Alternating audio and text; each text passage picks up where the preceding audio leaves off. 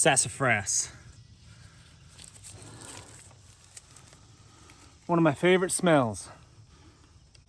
So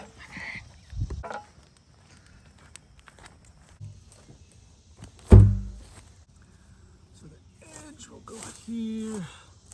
Cross your fingers, we don't hit 1,000 roots.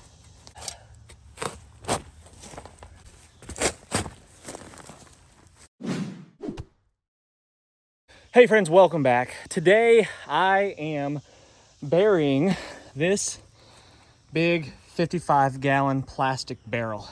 It was a pickle barrel. And what I'm planning on doing is creating a small root cellar. I had a plan of building a big one. I was gonna rent like a backhoe. I was gonna dig into the hillside here, and I was going to block it or whatever and create a legit root cellar. But it's fairly expensive to do such things. Very time consuming, a lot more expensive. But what I can do here with a little bit of effort, I'm gonna dig a hole and I'm gonna bury that barrel right there. And I have a buddy that's done this, and he keeps his potatoes and stuff that they grow in these barrels, and the earth's temperature underground remains fairly constant year round. It's going to be somewhere probably between 45 65 degrees, something like that. It's not really going to get above that just because the earth stays at that kind of constant solid temperature. Even when it's 95 degrees outside up here, the ground temperature is going to be probably at the most in the 60s. So whatever we decide to put in there is just going to be, it's a natural form of refrigeration. Now there's lots of ways of going about this. I'm sure there's probably 1,000 ways of going about this, but our ancestors have done this for forever. My granny, for example, she tells a story when she was a kid. Her dad used to bury their apples, potatoes, and all that stuff. He used to dig a hole in a slope, right? Dig a hole in a slope. He'd line it with, what did he line it with? Corn husks. He'd line it with corn husks, and then he would bury the apples, cover it with like a tarp of some sort, and then put earth on top of that, and it would keep for like a year, which I thought was a pretty incredible thing. So that's essentially what I'm gonna do, but this is gonna be a watertight container right here that might be a little bit more reliable than the corn husk method just in the dirt. Maybe not, I don't know, we're gonna find out.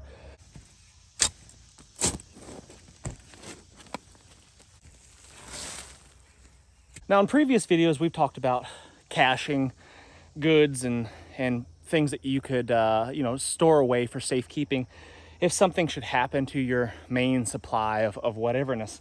And this wouldn't be a bad tactic as far as, you could put other things in here that are perhaps more valuable than potatoes. You could do the same method here, put it underground, cover it up, conceal it fairly easily in a more remote location as opposed to, right here next to the house. I'm putting it here because it's going to be convenient, close to the garden, close to the house. So if we need to get something out of here, it's going to be easy. But like I was saying, you could do this in a much more discreet location. What we have here is the elusive, rare bushcat, seen only on odd years and even months, prowling, seeking which she can kill and devour. Claws as sharp as fish hooks, teeth like daggers. This is what she does. She lures you in with her cuteness, purring as if all she seeks is affection. And then, when you're vulnerable, weakened by the cuteness, she pounces. Now, my granny has also told me about a spring house that they used to have, and I remember seeing this when I was a kid. I remember going down to the spring house and getting, I forget what it was, milk or something that they kept in there. I think they had a refrigerator at the time when I was there as a kid, but they still kept some things out there in the spring house. And it was basically this box. I remember it being, I think it was concrete, this concrete box, and it was dug into the hillside next to the spring, and the water, cold water from the spring, flowed underneath, and it kept the spring house really cold. Whatever the temperature of that spring water was, cold, it kept that spring box that same temperature, and it preserved. It was a natural form of refrigeration. And one day, you know, our power goes out and it stays out for a long period of time, which could happen, very likely could happen.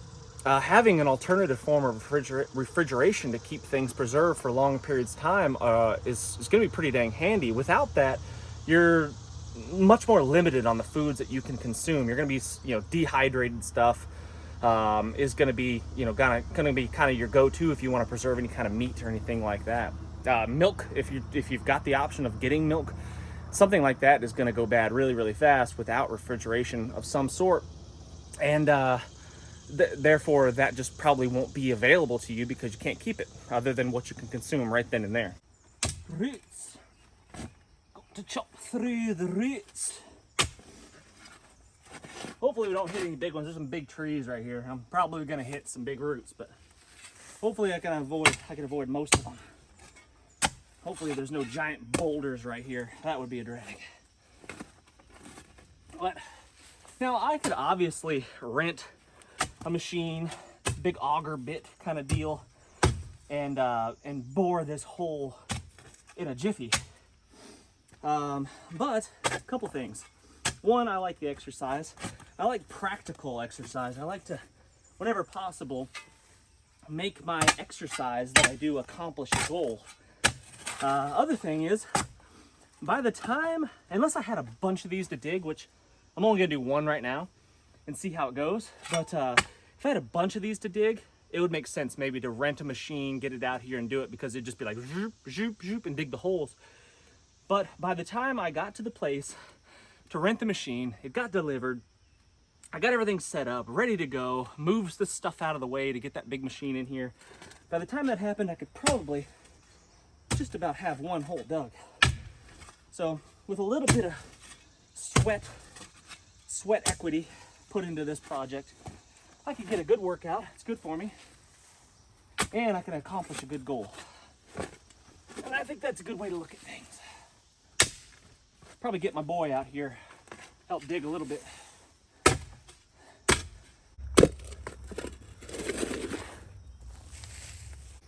I think a lot of people have visions of what the future has for us, you know, World War III and the zombie apocalypse and whatnot. And I think a lot of people have this movie representation of what the future is going to be like for us. I have no idea. I honestly have no clue what the future holds for us. I don't know what it's going to look like tomorrow. 10 years from now, I have no clue what America is going to look like. Is it going to turn into a third world country where we're going to be living off scraps and living off the land, if we're living at all? I have no clue.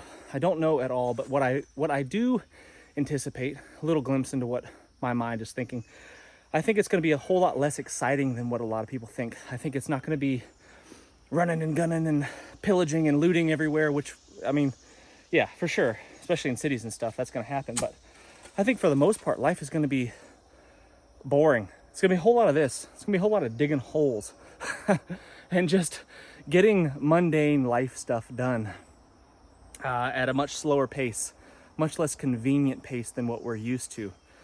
We're used to getting things right now, right away. We're used to instant gratification. We're not accustomed to the delay of the slow pace of a hand tool like this.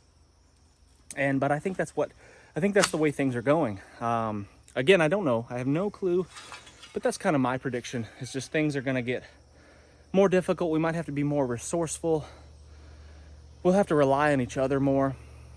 We may not be able to be as independent as we would like. We always talk about self-reliance. We always talk about, you know, a lot of people have this vision that they're going to be, you know, this one-man wolf pack, and they're going to be roaming the landscape, not pillaging, but scavenging for what they can find, and the last can of beans in the pantry or something like that. But I honestly don't think it's going to be like that at all. I've been to some places, some third world countries, where people are just a whole lot more, they rely on each other. They're a whole lot more resourceful. They're a lot less wasteful.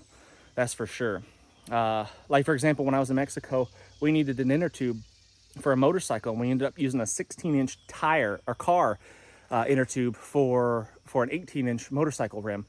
And surprisingly enough, I'm getting bit. Surprisingly enough, it worked. But the guy sold it to us. The guy that sold us to us said it's you know, basically new. It's only got 2 patches in it. So it's this used inner tube that they were just patching and using. So I think that that's pretty cool.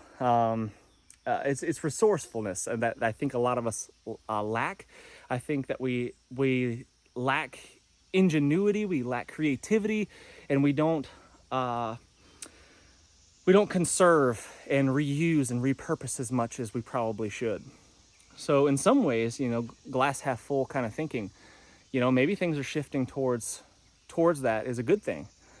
We less consumerism and more conservatism, perhaps. I don't know. I'm gonna get back to digging a hole.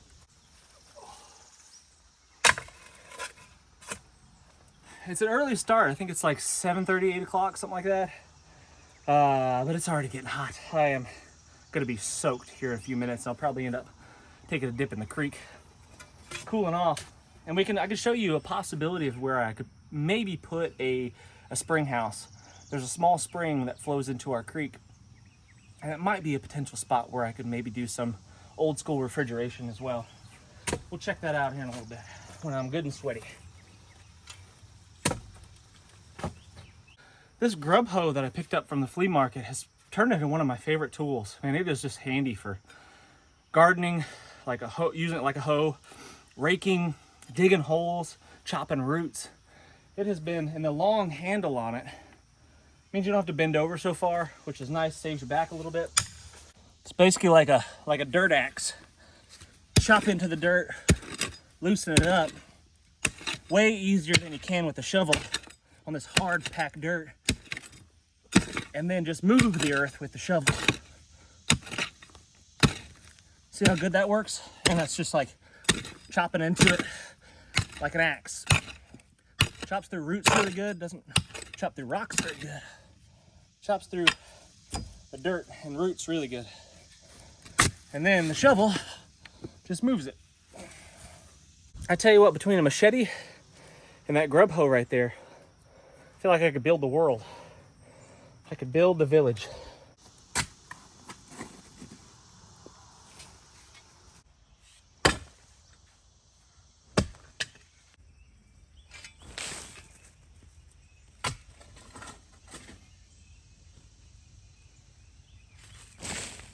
Dig.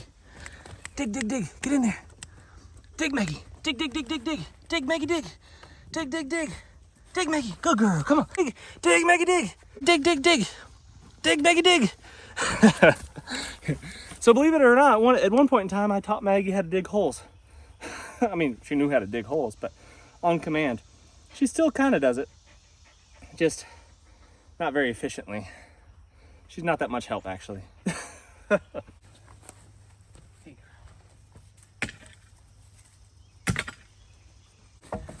Why do I choose to do these things in the hottest parts of the year? Seems like all my big labor jobs, seems like I do them in the middle of the summer when it's 1,000,000 degrees, 1,000% humidity.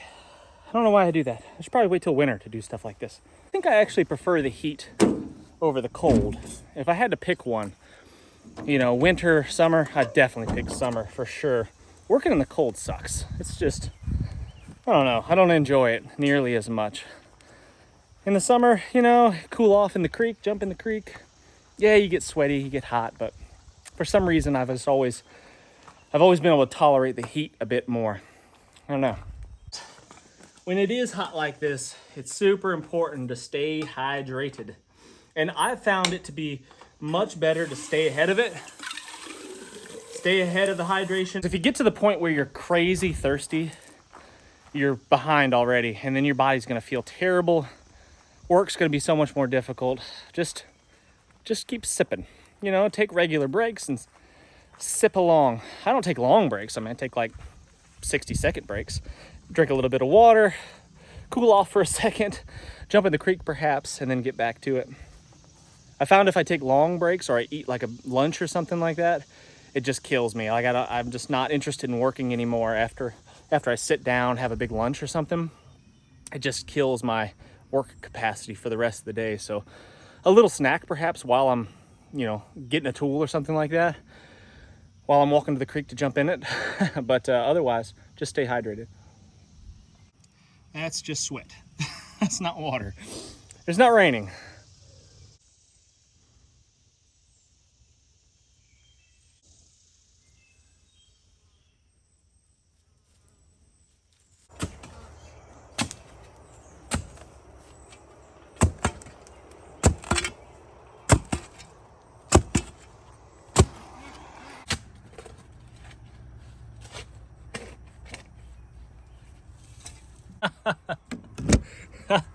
No, I'm not digging a grave, although this would be a good one. No, so I'm digging a hole. This is gonna go in it, and then we could put potatoes and stuff that we grow out of the garden in there. Oh, so it's gonna be like a little storage place. Yeah, and it'll keep them fresh longer. Cause like we don't have room in our basement to keep them, and it's a little bit too warm in the basement. Yeah, you're gonna have. Right, and that stays cool all year long. It doesn't freeze in the winter, and in the summer it stays cool. Get her done.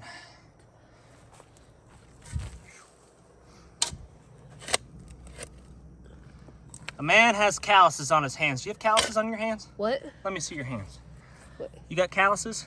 What's calluses? A little, maybe from working out, I guess. We gotta work on that. Look at those calluses. See the rough parts of my hands? Yeah. That means you work with your hands, right? Yeah, I know. Your hands get tough, like leather, like an old saddle. So when the hole gets too deep, that long-handled shovel, which is normally preferred, becomes kind of a burden. This little short handle, T-handle shovel is the way to go. You can get it into this hole down here, and it isn't as cumbersome. Doesn't hit the wall. Yeah. Oh, we're so close. And so what we're gonna do, since we're kind of on a slope here, which is good for drainage reasons, we're level with the cap on this side right here, but we got a little bit of height to fill in. So I'll just take some dirt, some earth, and fill it in up to there and kind of level out this spot right here, and that's gonna be fine.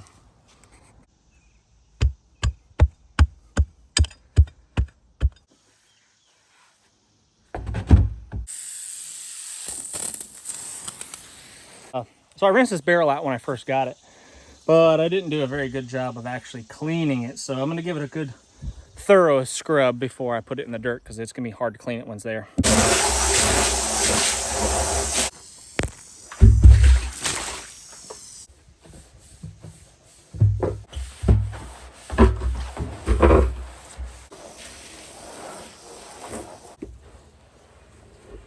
Smells like pickles in here.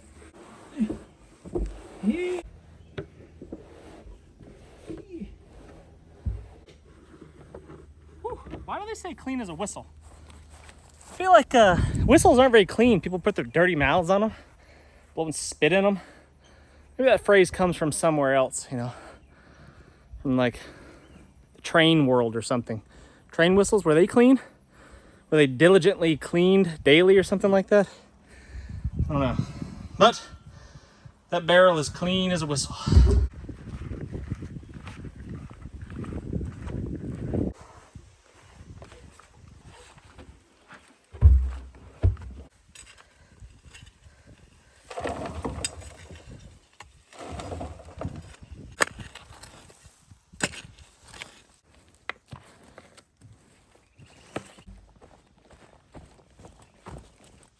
It's right at 80 degrees right now. Let's throw it in there just for fun and see what the temperature difference is after a few minutes of sitting in there.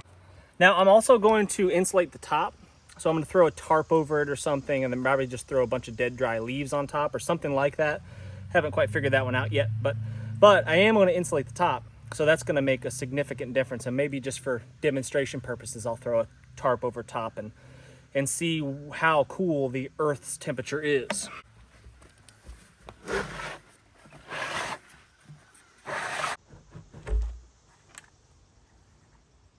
So we're just gonna plop that thing down to the bottom somewhere. North. Nah. I'll probably end up doing something like this, just taking an old tarp, covering it up like that, and then just covering it with some leaf litter or pine straw or something like that, because this isn't something that I'm going to be getting into all the time. Not like I'm going to be digging into it like I would the refrigerator. So our pond here, our pond is actually spring fed. There's no creek or anything flowing into it, but as you can see, it's pretty low right now. It hasn't rained a whole lot, and when it doesn't rain a whole lot, the spring doesn't flow very fast. So it's getting a bit parched looking around here in our pond. I mean, normally the water level's way up there by that big rock. But there's also another spring that flows into the creek that I found over here. Wah.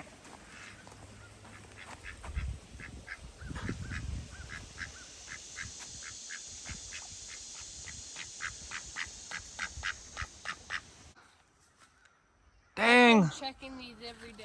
Look at our grapes. Hey, I got raisins. Vine raisins. But anyway, these are muscadine grapes. And oh gosh, last year I kind of pruned all around here. I cleared all this area out with the exception of the vines, obviously. And then I put them up on top of this cable. And it's working. We're getting some fruit out of them. We're getting some grapes. Cool. Maybe we'll make some muscadine wine or something. All right, come on, bud. What I could possibly do is use this creek as some sort of refrigeration as well. I mean, the water temperature is probably in the 60s right now. 80 degrees outside, but water temperature stays pretty consistent all summer long. It doesn't get much warmer than this, maybe high 60s at the most, I would guess, without putting a thermometer in there. So I could potentially channel off some of this water and kind of make myself some sort of, what would you call it? Like a canal, basically. Make some sort of, goodness, whew, gosh, that was cold. Make some sort of canal and make a spring box in something like that, and that would keep it refrigerated as well. But normally, like I said, it's been fairly dry. Bunch of deer tracks. It's been fairly dry, but normally this is flowing right here. This would have water in it typically, but like I said, it's been so dry, there's currently nothing flowing in that. So this wouldn't be a very good spot for a spring house because it's just intermittent, I would suppose. But like I said, like a canal along this stream and letting the cold water flow through a box, that would probably work pretty well.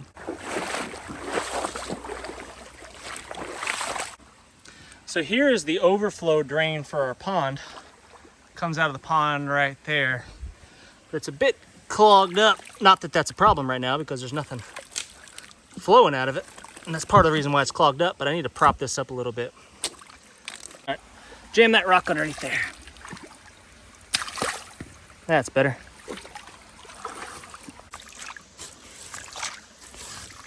Able to see.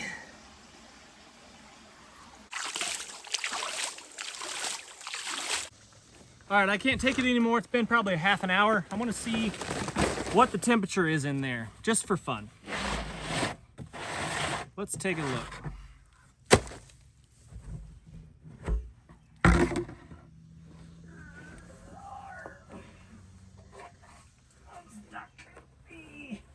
Here. Temperature is really quick. 60 degrees, look at that. Hopefully we can get focused before it gets higher. See, it's raising pretty fast, but it was right at 60 when I pulled it out. So even without insulating it, really just throwing that old tarp on top of it, it's 60 degrees down in the bottom of our barrel. That is considerably cooler than like what my basement is. I was keeping potatoes in the basement, but they were sprouting because it was just too warm. But if I can keep them in here, I think they'll last significantly longer, at least till like the beginning part of the summer, till the warmer months, and we'll have eaten them by then. But I could keep other things in here as well, not just potatoes, obviously.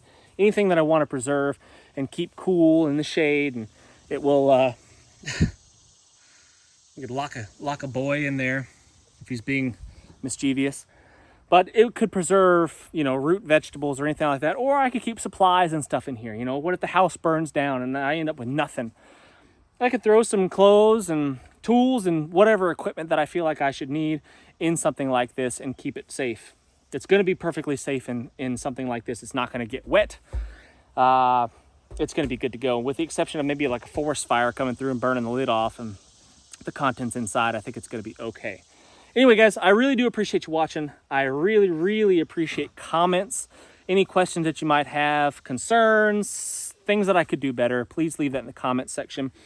If you don't mind sharing this with somebody, anybody, that really helps. Sharing is one of the biggest things that helps helps boost the videos. So please do that. Subscribe if you haven't done so already. As usual, I can't wait to see you on the next one. Guys, I do videos every Saturday and Sunday. We've had some problems lately, people getting unsubscribed to the channel. We've had some people that say they don't get notifications, you know, even though they've hit the notification bell. I don't know what's going on with that. It's the YouTube thing. So if you want to see my videos, guys, every Saturday, every Sunday at 4 p.m. 4 p.m. Eastern, Saturday and Sunday. If you want to see my videos, just tune in for that. Put it on your calendar. I'd be grateful. Thanks, guys. See ya.